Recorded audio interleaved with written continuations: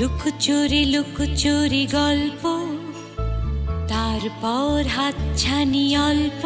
সঙ্গীতাঙ্গনের এক উজ্জ্বল নক্ষত্র, যার কণ্ঠে ভোর হয় সন্ধ্যা নামে। কখনো বয়ে চলে শান্ত নদীর মতো, আবার কখনো ঝড়ের মতো তীব্র।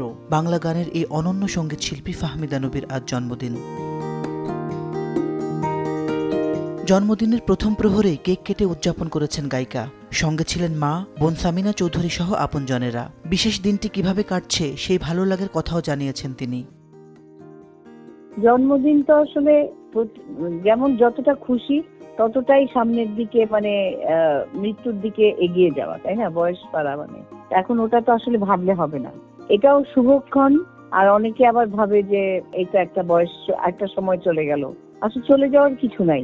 এই যে বেঁচে আছি, এই যে জীবনের জয়গান গাইতে পারতেছি, মুহূর্তের সংগ্রামের মধ্যেও হাসতে পারতেছি, এটাই তো আলহামদুলিল্লাহ আল্লাহর কাছে।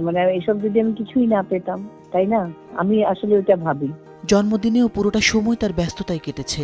বিভিন্ন টেলিভিশনের বিশেষ অনুষ্ঠানে অংশ নিয়েছেন। শুধু তাই নয়, জন্মদিন ও নতুন বছর উপলক্ষে নতুন 3টি গানে কণ্ঠ দিয়েছেন ফাহমিদা নবী।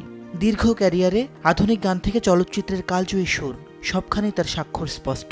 একটু যদি তাকাও তুমি, মেঘগুলো হয় সোনা। একটু যদি তাকাও তুমি, যাই কি ছেঁড়া বুকের পাজর, আকাশ সমুদ্র অপার, ভুল করে ভালোবেসেছি সহ অসংখ্য গানে তিনি হয়ে উঠেছেন সময়ের কণ্ঠ। স্বীকৃতিস্বরূপ পেয়েছেন জাতীয় চলচ্চিত্র পুরস্কার। কেবল গায়িকা নন, সংস্কৃতির ধারক হিসেবেও তার শক্ত অবস্থান। সময় বদলেছে, ট্রেন্ড বদলেছে, কিন্তু ফাহমিদা নবীর কণ্ঠের আবেদন বদলায়নি এখনো। প্রজন্ম থেকে প্রজন্মে তিনি থেকে গেছেন বিশ্বাসের ঠিকানায়। গানে গানে যিনি লিখেছেন সময়ের ইতিহাস, জন্মদিনে সেই ফাহমিদা নবীকে শুভেচ্ছায় সিক্ত করেছেন নেটিজেনরা। এভাবে সুরের ভুবনে ডানা মেলুক প্রিয় শিল্পী, প্রত্যাশা ভক্তদের। মাসিদ রণ, সময় সংবাদ, ঢাকা।